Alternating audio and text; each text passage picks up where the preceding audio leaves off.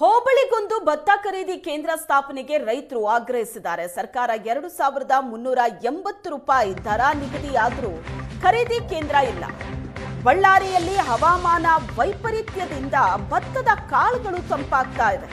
ಹೋಬಳಿಗೊಂದು ಖರೀದಿ ಕೇಂದ್ರ ಆದರೆ ರೈತರಿಗೂ ಕೂಡ ಅನುಕೂಲ ಆಗುತ್ತೆ. ಭತ್ತ ಸಾಗಾಟ ವೆಚ್ಚ ರೈತರ ಮೇಲೆ ಹಾಕಿದ್ರೆ ಮತ್ತಷ್ಟು ನಷ್ಟವನ್ನ ರೈತರು ಎದುರಿಸಬೇಕಾಗುತ್ತೆ. ಹೋಬಳಿಗೊಂದು ಭತ್ತ ಖರೀದಿ ಕೇಂದ್ರ ಸ್ಥಾಪನೆ ಮಾಡಬೇಕು ಅಂತ ರೈತರು ಆಗ್ರಹಿಸಿರೋದು.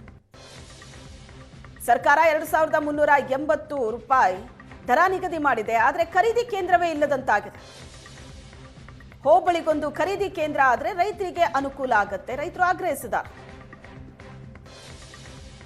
ಕಳೆದ ಸಾಲಿಗೆ ಹೋಲಿಕೆ ಮಾಡಿದ್ರೆ ಈ ಬಾರಿ ಭತ್ತದ ಇಳುವರಿ ಒಂದಷ್ಟು ಕಡಿಮೆ ಆಗಿದೆ.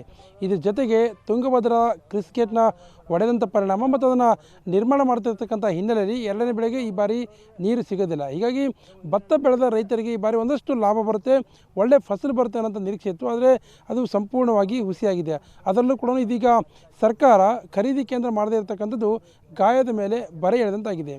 ತಾವಿಲ್ಲಿ ನನ್ನ ಬಲಭಾಗದಲ್ಲಿರ್ತೀವಿ, ನಾವೀಗ ಬಳ್ಳಾರಿ ತಾಲೂಕಿನ ಸಂಗನಕಲ್ ಅಂತ ಗ್ರಾಮದಲ್ಲಿದ್ದೇವೆ. ಸಾಕಷ್ಟು ಜನರು ಈ ಬಾರಿ ಭತ್ತವನ್ನು ಬೆಳೆದಿದ್ರು. ಭತ್ತವನ್ನು ಕೂಡ ಇದೀಗ ತಂಪು ಇರತಕ್ಕಂಥ ಹಿನ್ನೆಲೆಯಲ್ಲಿ ಒಣಗಾಕಿದ್ದಾರೆ.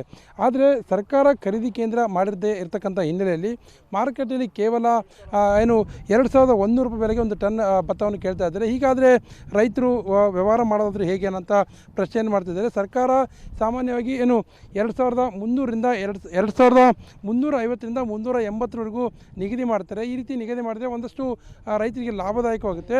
ಆದರೆ ಸರ್ಕಾರ ನಿಗದಿ ಮಾಡಿದಂಥ ದರ ಕೂಡ ಅಂದರೆ ಟ್ರಾನ್ಸ್ಪೋರ್ಟೇಷನ್ ಕೂಡ ಸರ್ಕಾರ ರೈತರ ಮೇಲೆ ಆಗುತ್ತೆ. ಈಗ ರೈತರು ಹೇಳ್ತಕ್ಕಂಥದ್ದು ಒಂದೇ ಅಂತಂದರೆ ಟ್ರಾನ್ಸ್ಪೋರ್ಟೇಷನ್ನ ಸರ್ಕಾರ ನಿಗದಿ ಮಾಡಿ ಭತ್ತವನ್ನು ಖರೀದಿ ಮಾಡಿದರೆ ಎಲ್ಲೋ ಒಂದು ಕಡೆ ರೈತರಿಗೆ ಸ್ವಲ್ಪ ಮಟ್ಟಿಗೆ ಆದರೂ ನೆಮ್ಮದಿ ಸಿಗ್ಬೋದು ಅಥವಾ ಒಂದಷ್ಟು ಲಾಭ ಆಗ್ಬೋದು ಅನ್ನೋಂಥ ಮಾತನ್ನು ಹೇಳ್ತಾ ಇದ್ದಾರೆ. ಯಾಕಂದರೆ ಖರೀದಿ ಕೇಂದ್ರ ಮಾಡದೇ ಇರತಕ್ಕಂಥ ಹಿನ್ನೆಲೆಯಲ್ಲಿ ಖಾಸಗಿ ದಲ್ಲಾಳಿಗಳು ತಮಗೆ ಮನಸ್ಸಿಗೆ ಬಂದಂಥ ರೇಟಲ್ಲಿ ಅಂದರೆ 1800, 1900, 2000, 2100 ಈ ರೀತಿ ಕಡಿಮೆ ದರಕ್ಕೆ ತೆಗೆದುಕೊಳ್ತಾ ಇದ್ದಾರೆ. ಒಂದು ವೇಳೆ ಸರ್ಕಾರ 2380 ರೂಪಾಯಿ ದರ ನಿಗದಿ ಮಾಡಿದರೆ ಖಾಸಗಿಯವರು ಕೂಡ ಅಷ್ಟೇ ದರಕ್ಕೆ ತೆಗೆದುಕೊಳ್ಳುವಂಥ ಅನಿವಾರ್ಯತೆ ಬರ್ತದೆ. ಹೀಗಾಗಿ ರೈತರು ಒಂದು ಸ್ವಲ್ಪ ಲಾಭ ಪಡಿಬೋದು ಅನ್ನೋಂಥ ಮಾತನ್ನು ರೈತರು ಹೇಳ್ತಾರೆ. ಇನ್ನು ರೈತರ ಸಂಕಷ್ಟದ ಬಗ್ಗೆ ರೈತರೇ ಮಾತಾಡ್ತಾರೆ, ಕೇಳಬನ್ನಿ. ಸರ್, ಈಗ ದರ ನಿಗದಿ ಮಾಡಿಲ್ಲ ಸರ್ಕಾರ, ಖರೀದಿ ಕೇಂದ್ರ ಮಾಡಿಲ್ಲ, ಹೊರಗಡೆ ಕಡಿಮೆ ರೇಟ್ ಆಗ್ತದೆ, ಹೇಗಿದೆ ಸರ್ ರೈತರ ಪರಿಸ್ಥಿತಿ?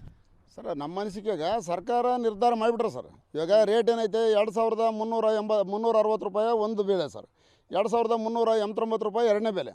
ಅಂದರೆ ಇವನ್ನ ಬೆಲೆ ನಿಗದಿ ಮಾಡಿರಿ, ಖರೀದಿ ಕೇಂದ್ರ ಓಪನ್ ಮಾಡಿಲ್ಲ ಅಂದರೆ ರೈತರು ನೀವು ಯಾವ ಖರೀದಿ ಕೇಂದ್ರ ಓಪನ್ ಮಾಡ್ತಂದ್ರೆ ರೈತರೆಲ್ಲ ಮಾರಾಟ ಮಾಡ್ಕೊಂಡಿರ್ತೀವಿ. ಯಾರೋ ದಲಾಲಿಗಳು ವ್ಯಾಪಾರದವರು ತಾಂಡಿರ್ತಾರೆ. ಆವಾಗ ನೀವು ವ್ಯಾಪಾರಸ್ಥರು ಅಧಿಕಾರಿಗಳೆಲ್ಲ ಒಮ್ಮತ್ತಾಗಿ ಅಂದರೆ ಒಕ್ಕಟ್ಟಾಗಿದ್ರೆ ಏನು ಮೊನ್ನೆ ಅಧಿವೇಶನದ ಮಾತಾಡ್ತೀನಲ್ಲ ಅದ್ರಂಗೆ ಈಗ ನೀವು ಟೈಅಪ್ ಹತ್ರ ಅವಾಗ ನೀವು ಮಾರಾಟ ಮಾಡ್ಕೊಂತಾರೆ. ಅದು ನಮಗೆ ಲಾಭ ರೈತರಿಗೆ. ರೈತರು ಇವತ್ತು ಮಾರಾಟ ಮಾಡ್ಕೊಂಡ್ರೆ ಇಲ್ಲಿ ನೋಡ್ರಿ ಹೊರಗಡೆ ಹಾಕ್ಕೊಂಡ್ವಿ ನಾವು ಎಲ್ಲ ಬಿಸಿಲಾಗ ಮಳೆಮ್ದಂಗೆ ಇಲ್ಲೆಲ್ಲ ಹೊರಗಳು ಹಾಕ್ಕೊಂತಿದ್ದೀವಿ. ಅಂದ್ರೆ ನಮಗೆ ಇದು ಬೆಂಬಲ ಬೆಲೆಗೆ ಯಾವಾಗ ಖರೀದಿ ಮಾಡ್ತಾರೆ?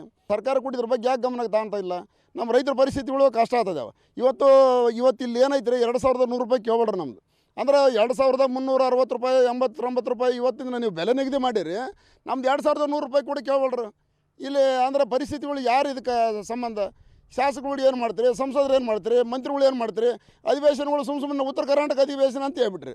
ಆದರೆ ಬೆಳಗಾವಿನಾಗ ಅಧಿವೇಶನ ಮಾಡೋದೇನಿತ್ತು? ಅಧಿವೇಶನದಾಗ ಒಂದಿನ ಕಾಲ ರೈತರದ ಭತ್ತದಾಗಲಿ ಇನ್ನು ಜೋಳದಾಗಲಿ ಮೆಕ್ಕೆಜೋಳದಾಗಲಿ ವಿಷಯ ತರಲ್ಲ ನೀವು.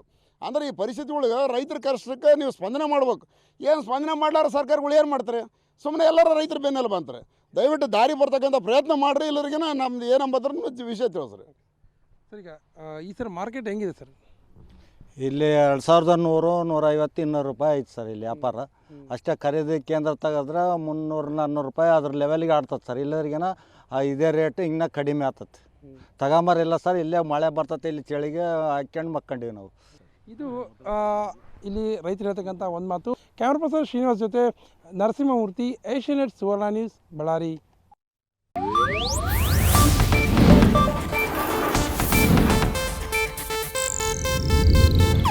ಇದು ಏಷ್ಯಾನೆಟ್ ನ್ಯೂಸ್ ನೆಟ್ವರ್ಕ್ ಪ್ರಸ್ತುತಿ.